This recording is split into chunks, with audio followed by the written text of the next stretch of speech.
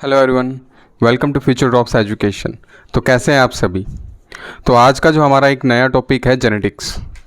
Genetics में हम क्या देखेंगे, हम ये देखेंगे कि ये किस प्रकार जो है काम करती है, क्या इसकी बेसिक टर्म्स हैं, हम उनको देखेंगे और इसके बेसिक को भी अच्छे से एक बार रीड आउट ज़रूर करेंगे, इसको पढ़ेंगे अच्छे से।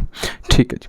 तो बेसिक में अगर हम बात करें तो सबसे पहले क्या होता है कि एक तो ये बायोलॉजी की सबसे पसंदीदा ब्रांच है। अब पसंदीदा कैसे, तो पसंदीदा ये कुछ ऐसे है कि आप इसके बारे में आप किसी भी पर्सन से अगर बात करोगे तो उसको एक इंटरेस्ट आएगा जानने के लिए कि भाई मेरे अंदर जो ये कैरेक्टर है, मेरे ये ऐसे घुंघरालू बाल हैं, या मेरा जो स्किन कलर है, या जो मेरी हाइट है, वो मुझे कैसे मिली है। ठीक है। तो ये सारी चीज़ों को जानने की उत्सुकता हर किसी में होती है, तो इसीलिए बायो की ये जो है सबसे ज़्यादा पसंदीदा ब्रांच होती है।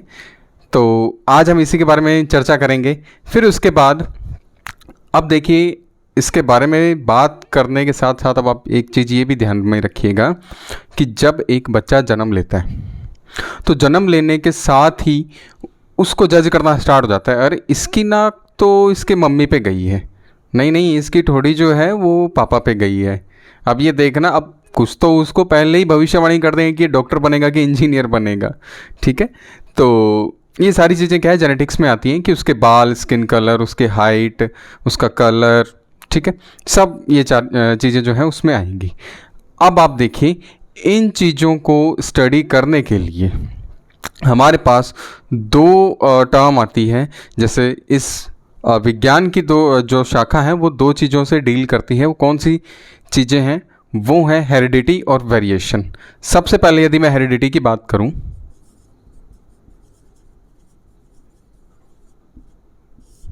तो यहाँ देखिए, हेरिडिटी में क्या होता है कि इसका अगर मैं एक सिंपल लैंग्वेज में आपको एक इसका मतलब बताऊं तो वो होता है ट्रांसमिशन ऑफ कैरेक्टर्स। तो कैरेक्टर्स क्या हो गई, कैरेक्टर्स हो गए हमारी हाइट, हमारा स्किन कलर, हमारा हेयर कलर, हमारी आइज़ का कलर। तो ये सारे जो कैरेक्टर्स हैं इनको आगे ट्रांसमिट करना, उनको एक जनरेशन से दूसरी जनरेशन में पहुंचाना। तो यहाँ मैं लिख सकता हूँ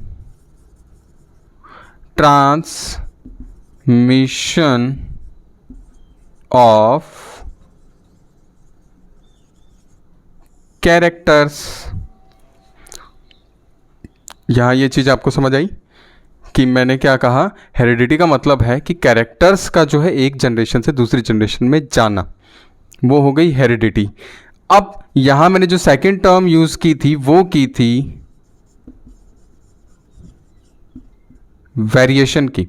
तो यहाँ वेरिएशन क्या है, वेरिएशन हो गया कि हम अपने माँ बाप की एकदम एग्जैक्ट कॉपी नहीं है, हम अपने मम्मी पापा की जो है एकदम एग्जैक्ट कॉपी नहीं है। हाँ, हम उनसे मिलते जुलते ज़रूर हैं। जैसे कि अगर आपकी कोई फ़ोटो है तो लोग उसको देखकर ये ज़रूर बोल सकते हैं कि ये इसके पापा है, ये इसकी मम्मी है। कहीं ऐसा तो नहीं होता कि कंफ्यूज हो जाते हैं कि अरे यार इसमें से जो है बच्चा कौन है, इसमें से मम्मी कौन है, इसमें से पापा कौन है। अगर ऐसा होता तो इसका मतलब हम एकदम एग्जैक्ट कॉपी हैं, उसको हम डिफ्रेंशिएट कर ही नहीं पाते। वेरिएशन का मतलब हो गया कि कैरेक्टर्स जाते तो हैं एक जनरेशन से दूसरी जनरेशन में, लेकिन वो एकदम डिट्टो कॉपी नहीं होते। ठीक है, थोड़ा बहुत वेरिएशन आता रहता है उसमें। तो यहाँ क्या हो जाएगा, वेरिएशन का मतलब हो जाएगा डिग्री ऑफ डिफरेंस। क्या हो जाएगा,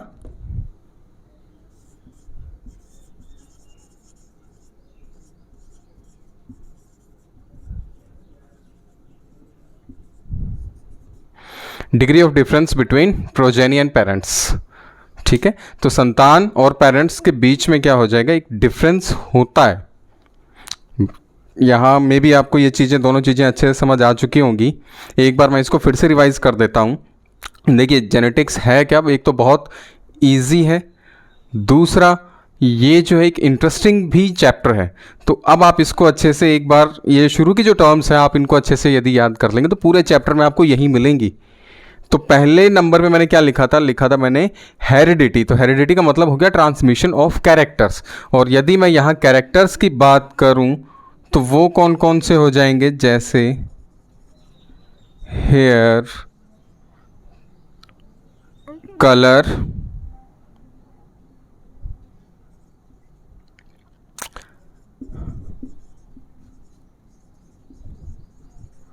स्किन कलर, हाइट और आइज कलर। तो ये ऐसे कुछ कैरेक्टर्स हो जाएंगे जो ट्रांसमिट होते हैं, एक जनरेशन से दूसरी जनरेशन में ट्रांसमिट होते हैं, तो उसको बोल दिया हेरिडिटी। और यहीं अगर मैं वेरिएशन की बात करूं तो यहाँ क्या हो जाएगा, degree of difference between progeny and parents. Degree of difference वही ऑफस्प्रिंग जो संतान है उससे और पेरेंट्स से, माता पिता से। मतलब यहाँ क्या बोलना चाह रहा है, ये बोलना चाह रहा है कि कैरेक्टर्स जरूर जाते हैं पर वो माँ और बाप दोनों के जाते हैं, इसलिए जो संतान है वो थोड़ी सी दिखने में हल्की सी अलग होती है। हाँ, पहचाना जा सकता है कि ये इसके पेरेंट्स हैं या ये इनका बच्चा है, ये चीज़ हम पहचान सकते हैं, लेकिन एकदम डिट्टो कॉपी हो जाए ये पॉसिबल नहीं है। तो मे बी आपको ये दो टर्म जो है अच्छे से याद हो गई होंगी। इसके बाद एक थर्ड टर्म आती है जिसको बोलते हैं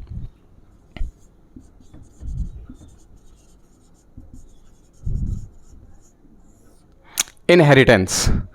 अब आप देखिए, यहां था ट्रांसमिशन ऑफ कैरेक्टर, तो कैरेक्टर का एक जनरेशन से दूसरी जनरेशन में जाना, किस प्रोसेस से जाना वो हो जाएगी inheritance. Clear? Transmission of character heredity होता है कि कैरेक्टर का एक जनरेशन से दूसरी जनरेशन में जाना हेरिडिटी कहलाएगा।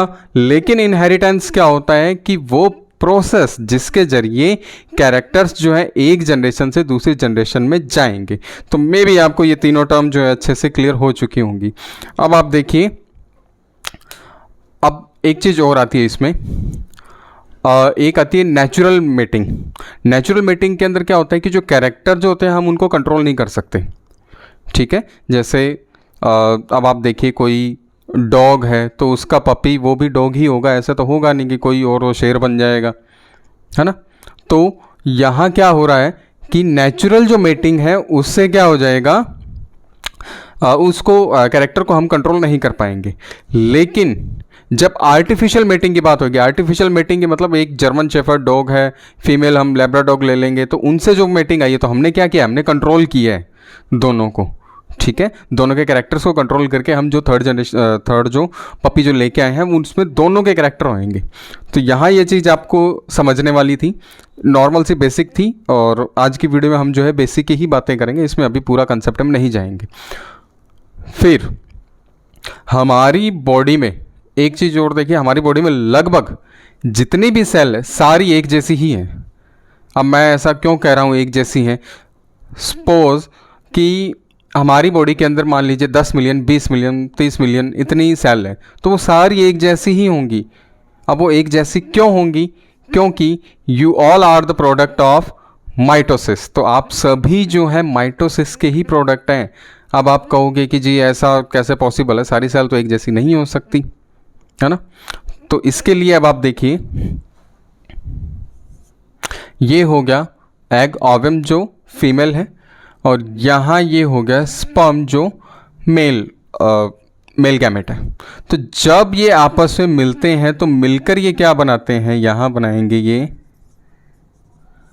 जाइगोट। क्लियर? मिलकर जाइगोट ही बनाएंगे। अब देखिए यहाँ क्या होता है कि इस जाइगोट के अंदर जो डिवीजन होता है उसको हम बोलते हैं क्लीवेज।